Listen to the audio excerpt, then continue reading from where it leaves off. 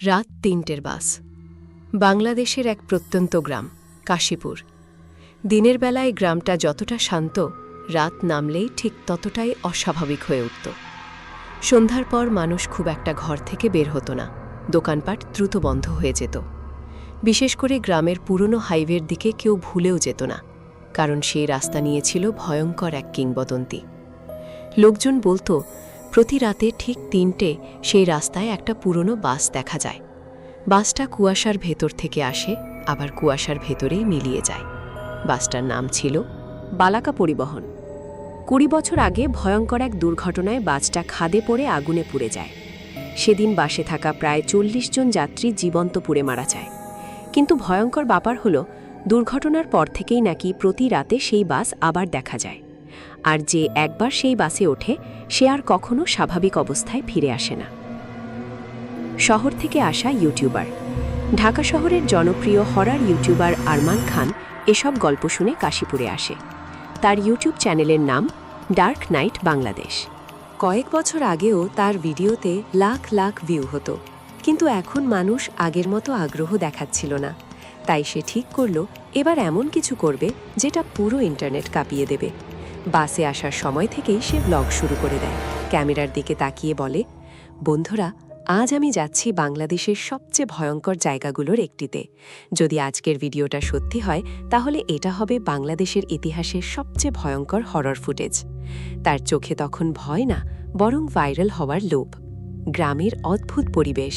কাশীপুরে পৌঁছানোর পর থেকেই আরমান অদ্ভুত কিছু টের পেতে শুরু করল। পুরো গ্রামটা যেন অন্যরকম নিস্তব্ধ। পাখির ডাক নেই, শিশুদের খেলাধুলার শব্দ নেই। এমনকি বিকেলের পর থেকেই সবাই দরজা জানালা বন্ধ করতে শুরু করে দেয়। একটা ছোট্ট চায়ের দোকানে গিয়ে আরমান গ্রামের লোকজনের সঙ্গে কথা বলতে শুরু করল। চায়ের দোকানের মালিক চাচা কাঁপা গলায় বলল, বাবা, রাতে ওই রাস্তার দিকে যাইও না। আরমান হেসে বলল, চাচা, আমি ভূত বিশ্বাস করি না। বৃদ্ধ লোকটা ধীরে বলল, আমরাও করতাম না, যতদিন না নিজের চোখে দেখছি। কথাটা শুনে আশেপাশে বসা সবাই চুপ হয়ে গেল।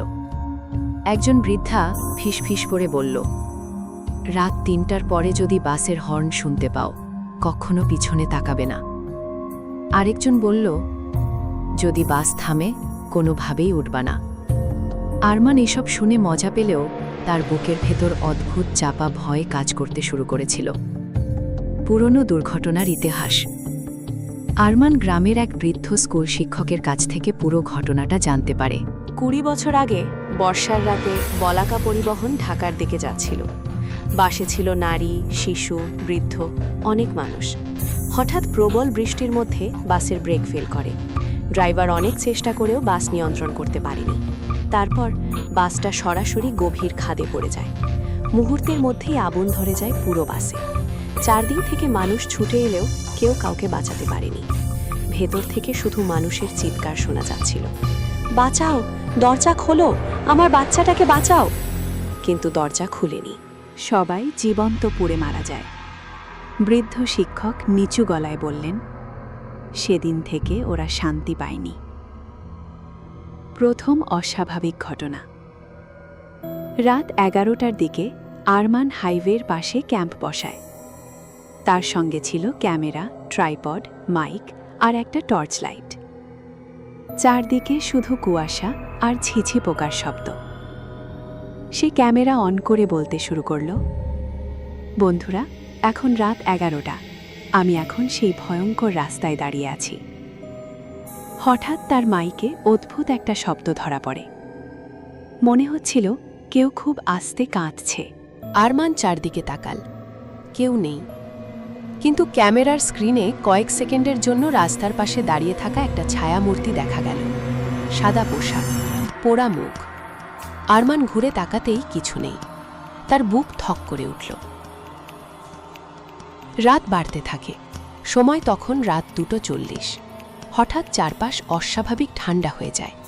এত ঠান্ডা যে আরমানের নিঃশ্বাস থেকে ধোঁয়া বের হতে থাকে। দূরে কোথাও কুকুর হঠাৎ চিৎকার করে ওঠে। তারপর সব আবার নিস্তব্ধ। ঠিক তখন দূর থেকে একটা পুরনো বাসের হর্ন ভেসে এলো। আরমানের হাত কাঁপতে শুরু করল। কুয়াশার ভেতর থেকে ধীরে ধীরে একটা আলো দেখা গেল। তারপর দেখা গেল সেই বাস, পুরনো লাল রঙের বাস, গায়ে বড় করে লেখা বলাকা পরিবহন। বাসটার সামনের কাঁচ ভাঙা, গায়ে পোড়া দাগ, আর সবচেয়ে ভয়ঙ্কর ব্যাপার, ড্রাইভারের সিট খালি। তবুও বাসটা নিজে নিজে চলছিল। বাসের দরজা খুলল। বাসটা আরমানের সামনে এসে থামল। ধীরে ধীরে দরজা খুলে গেল। ভেতরটা অন্ধকার। হঠাৎ একটা কর্কশ গলা শোনা গেল, ওঠেন। আরমান দেখল এক কন্ডাক্টর দাঁড়িয়ে আছে। লোকটার ইউনিফর্ম পুরো পুড়ে গেছে, চোখ দুটো অস্বাভাবিক কালো, মুখের এক পাশ গলে পড়েছে। তারপরও লোকটা অদ্ভুতভাবে হাসছিল। আরমান ভয় পেলেও মনে মনে ভাবল, এটাই আমার জীবনের সবচেয়ে বড় ভিডিও। সে সাহস করে বাসে উঠে পড়ল। বাসের ভেতরের ভয়ঙ্কর দৃশ্য। বাসে উঠতেই নাকে তীব্র পোড়া গন্ধ এলো। মনে হচ্ছিল মানুষের মাংস পুড়েছে। যাত্রীরা সবাই চুপচাপ বসে আছে, কেউ মাথা নিচু করে, কেউ জানালার বাইরে তাকিয়ে। হঠাৎ একটা ছোট্ট মেয়ে ধীরে মাথা ঘুরিয়ে আরমানের দিকে তাকালো। তার মুখের চামড়া অর্ধেক পোড়া। সে ভিড়ে বলল, আপনি কি নতুন? আরমান কাঁপা গলায় বলল, হ্যাঁ। মেঘা হাসল, তারপর বলল, আমরাও প্রথমে ভয় পেয়েছিলাম। তারপর মেয়েটা নিচু গলায় বলল, তারপর আমরা মরে গেছি। সময় থেমে যায়। হঠাৎ আরমান লক্ষ্য করল তার ফোনের সময় এখনো 3টা, কিন্তু বাসে ওঠার পর প্রায় আধা ঘন্টা কেটে গেছে। সময় যেন থেমে গেছে। হঠাৎ বাসের ভেতরের লাইট জ্বলে উঠল। আরমান যা দেখল সেটা দেখে তার শরীর অবশ হয়ে গেল। সব যাত্রীর শরীর পুড়ে গেছে। কারো চোখ নেই, কারোর ঠোঁট গলে পড়েছে, কারোর হাত ঝুলে আছে।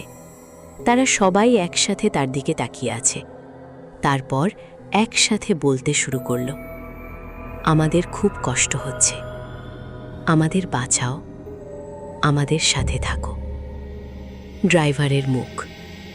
ঠিক তখন ড্রাইভারের সিটে একটা ছায়া এসে বসে। ধীরে ধীরে সেটা মাথা ঘুরিয়ে তাকায়। আরমান দেখল লোকটার কোনো মুখ নেই, শুধু অন্ধকার।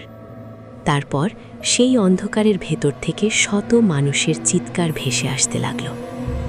বাসের গতি হঠাৎ বেড়ে গেল। জানালার বাইরে দেখা গেল সেই খাদ, যেখানে 20 বছর আগে বাসটা পড়ে গিয়েছিল।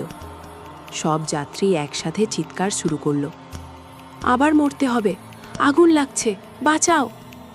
হঠাৎ বাসের ভেতর আগুন ধরে যায়। চারদিকে আগুন ছড়িয়ে পড়ে। মানুষের পোড়া গন্ধের শ্বাস নেওয়া কঠিন হয়ে যায়।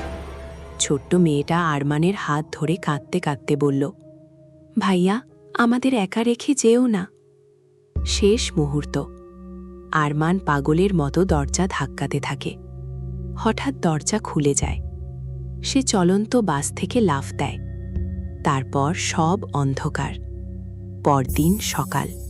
পরদিন সকালে গ্রামের লোকেরা রাস্তার পাশে আরমানের ক্যামেরা খুঁজে পায়। ক্যামেরাটা এখনও অন ছিল। ভিডিওর শেষ অংশে দেখা যায় বাসটা খাদে পড়ে বিস্ফোরণ হচ্ছে। তারপর কয়েক সেকেন্ড অন্ধকার। হঠাৎ স্ক্রিনে আরমানের মুখ দেখা যায়, কিন্তু তার চোখ পুরো সাদা। সে ধীরে ধীরে ক্যামেরার দিকে তাকিয়ে বলে, আজ রাত 3টায় আবার দেখা হবে। ভিডিওটা ইন্টারনেটে আপলোড হওয়ার পর লাখ লাখ মানুষ দেখতে শুরু করে। কিন্তু ভয়ঙ্কর ব্যাপার হলো, ভিডিওর কমেন্টে অনেকেই লিখেছিল, ভিডিওর পিছনে একটা পোড়া লোক দাঁড়িয়েছিল। শেষের দিকে বাসের জানালায় একটা বাচ্চা হাত নেড়েছিল। আরমানের পিছনে কে ছিল? কিন্তু সবচেয়ে ভয়ঙ্কর কমেন্টটা এসেছিল এক অচেনা আইডি থেকে। সেখানে শুধু লেখা ছিল, পরের যাত্রীকে